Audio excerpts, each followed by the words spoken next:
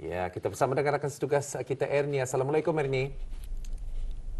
Waalaikumsalam warahmatullahi wabarakatuh. Selamat pagi Fakrul dan Sarina. Selamat pagi kembali. Kita sambung nih apa yang Sarina katakan tadi mengenai perkongsian di channel-channel YouTube ataupun di media sosial dan sebagainya. Kalau Ernie suka menonton konten-konten apa nih? Kalau di IG, laman Instagram ataupun di YouTube, biasanya lah. Kalau saya lebih gemar mencari informasi mengenai dengan tanaman lah, seperti tanaman sawi dan juga tanaman pokok bunga-bungaan yang famous masa ni. Wah. Rakan penerbit kita pun memberi maklum balas sama tunya. Sekarang ini menjadi kegilaan kan, tren petani menjaga dan juga memelihara bunga-bunga keladi. Bunga-bunga daun. Bunga-bunga daun keladi ke tu namanya. Kalau saya ada pulang tua, kalau saya lihatnya tu. Tapi saya ada beberapa orang rakan yang sememangnya dapat dikatakan terlalu terhipnotis dengan keindahan daun-daunan ni. Kadang-kadang tapi membuatkan saya terpegun juga, daun-daunan ni seperti daun plastik, tetapi memangnya daun biasa, daun semula jadilah, daun banar lah. Barangkali sepengalaman Ernie sendiri, apabila nyorang kita ni ada pengalaman untuk menjaga bunga jenis daun dan bunga yang memang mengeluarkan bunga, apa dari segi perbezaan cara penjagaan dan rawatan? Kalau menurut saya lebih gemar menjaga bunga daun lah ya, berbanding dengan bunga yang mengeluarkan bunga. Kerana kalau seperti bunga keratas saja, orang kalau sudahnya gugur bilang hari terpaksa dibersihkan, disapu. Rumit sedikit. Tapi kita orang bagi iski untuk dilihat, untuk menguruskan tu agak susah. Jadi memerlukan tahap kesabaran yang memang luar biasa. Tahap minat untuk menjaga bunga kertas itu memang luar biasa. Betul. Kan. Tapi minat ataupun hobi ini sebenarnya terapi jiwa kita ni. Contoh sebenarnya Ernie Baik, bagaimana pula dari daerah Tutong bahan akan dikongsikan untuk pagi ini? Silakan Ernie untuk berkongsi. Baik, terima kasih Sarina dan Fakrul. Assalamualaikum warahmatullahi wabarakatuh. Selamat pagi dan salam sejahtera Auda. Salam Jumaat ya. Terima kasih kepada bis kita yang mengikuti lintas langsung dari daerah Tutong pagi ini. Semoga bis kita semua sentiasa dalam rahmat dan lindungan Allah Subhanahu Wa Taala jua. Baik, seperti biasa Auda, ada maklumat dan juga satu bahan visual akan kami muatkan pagi ini. Tetapi sebelum itu, ada baiknya kita saksikan dulu pengisian bahan visual yang dibawakan bersama rakan segar saya pagi ini.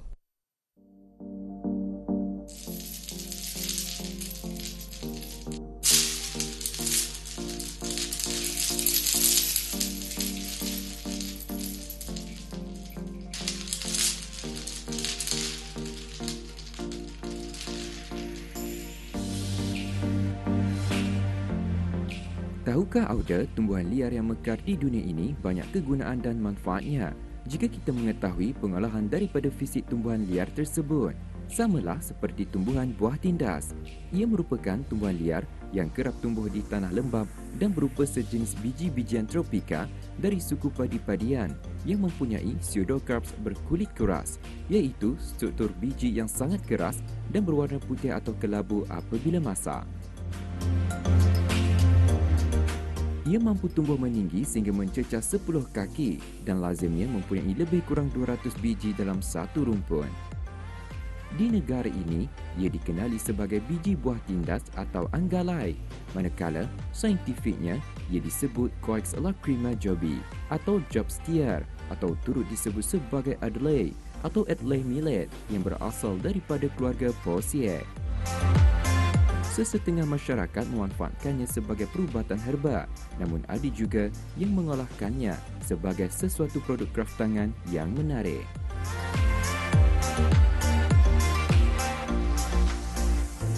Berapa lama tu? Lamalah sudah, mungkin dalam lebih daripada 10 tahun, tapi dalam masa 10 tahun itu dalam beberapa tahun tu kami ada berhenti buat. Dalam 2-3 tahun kebelakangan baru kami aktif semula membuat. Untuk mendapatkannya tu depend sebab indah semua orang ada menanamnya lah. Kecuali orang yang tahu kegunaannya untuk membuat galang rantai, tu ada yang menanamnya. Ini sebenarnya lama sudahlah, dari orang dulu-dulu andang dorang gunakan biji buah ni sebagai manik untuk membuat galang, rantai, cincin. Jadi kami cuma ikut sajalah. Kalau orang yang kreatif boleh juga gunakan ani manik untuk macam buat anyaman bakul kah, ikut adalah masing-masing punya kepandaian. Kalau kita sendiri, dari mana kita mempelajari cara membuatnya ni? Dari mak aku lah. Yang tu mulakanlah buat galang dari kami damit dulu kan. Kira macam untuk mainan masa kanak-kanak lah, buat galang, rantai. Jadi sampai masa ni untuk aktiviti membuat galang macam tu lah. Kalau dari kata orang tua-tua lah, dorang ni sebagai ubat. Dorang buat galang rantai untuk ubat buang panas lah, buang panas badan. Kira untuk menyajukkan badan lah. Dan kebanyakan kalau dari orang luar begitulah, kebanyakan dari Indonesia, dorang masak, dirabus airnya, minum untuk ubat sebagai darah tinggi. Kebaikannya untuk menyajukkan badan lah, dorang untuk buang panas badan. Tapi kebanyakan orang untuk perhiasan sajalah. Depend kalau orang percaya dan untuk pakai pun tidak apa-apa kan. Saja pakailah untuk perhiasan. Secara tradisinya, sebelum penggunaan biji manik digunakan secara meluas, biji buah tindaslah yang digunakan sebagai pengolahan kepada produk-produk seperti barangan aksesori perhiasan. Kreativiti masyarakat terdahulu mewujudkan produk kraftangan yang masih lagi dipertahankan oleh sesetengah penduduk kampung pedalaman di negara ini. Cara membuat prosesnya, produk ini kami ambil dari pohonnya, dari bijinya. Kami ambil yang sudah matang. Yang matang tu ya warna putih atau grey. Tu sudah boleh diambil lah. Kalau warna hitam atau terlampau masak, boleh juga ambil. Tapi ya warna hitam lah.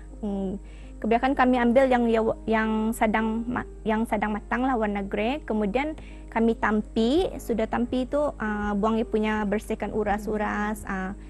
Kadang boleh juga dijamur supaya jamur sekejap lah, biar ya, macam karingnya orang. Sudah tu baru tak kami buangnya punya pucuk menggunakan ipin supaya berlubang. Kemudian kami baru tak boleh kami start lah buat galang, rantai. Kalau macam untuk buat galang mungkin dalam 20 ke 25 biji.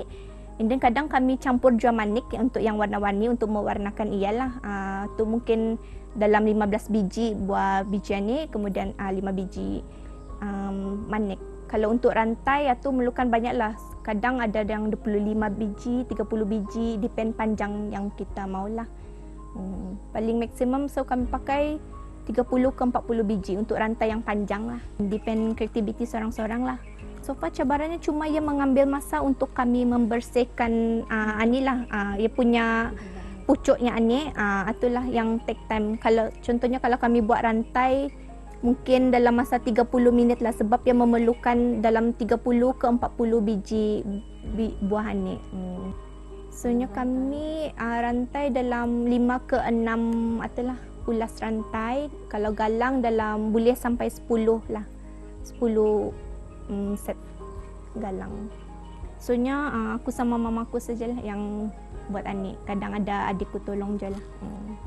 Kepada sesiapa yang berminat dengan produk kami, bolehlah kontak saya melalui WhatsApp di talian 7216952 atau boleh mendapatkan produk kami di Pondok Dibong, Jalan Tasik Merimbun. Kami juga ada mengikuti jualan satu kampung satu produk sebagai MPK Tasik Merimbun. Kebaikannya ia senang didapatkan, diperolehi saat kami menanamnya sendiri, dan lagipun bijiannya ia tahan dan tidak pandai warna, ia bukan diwarnai, warnanya adalah semula jadi dan tahan lama lah. Menghasilkan produk kraft daripada biji buah tindas yang diproses secara tradisi sehingga menjadi barangan perhiasan yang menarik juga merupakan produk kraftangan yang berdaftar di bawah satu kampung satu produk bagi Majlis Perundingan Kampung Merimbun. Bagi Dayang Rifhan juga adalah menjadi suatu galakan buat beliau untuk meneruskan pembuatan produk kraft seumpama ini sebagai penyambung kreativiti masyarakat terdahulu melalui penggunaan bahan semula jadi, memandangkan beliau juga ada menanamnya di kawasan rumah, tambahan lagi pohonnya mudah tumbuh jika mengikut aturan faktor yang bersesuaian.